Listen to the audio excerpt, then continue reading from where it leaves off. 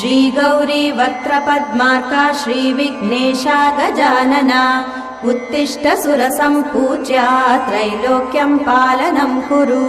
श्री गौरी वक्त्रपद्मार्का श्रीविघ्नेशा गजानना उत्तिष्ठ सुरसम्पूज्या त्रैलोक्यं पालनं कुरु।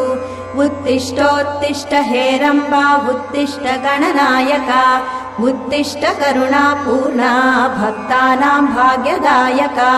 उत्तिष्ठोत्तिष्ठ हेरम्बा उत्तिष्ठ गणनायका उत्तिष्ठ करुणापूर्णा भक्तानां भाग्यदायका।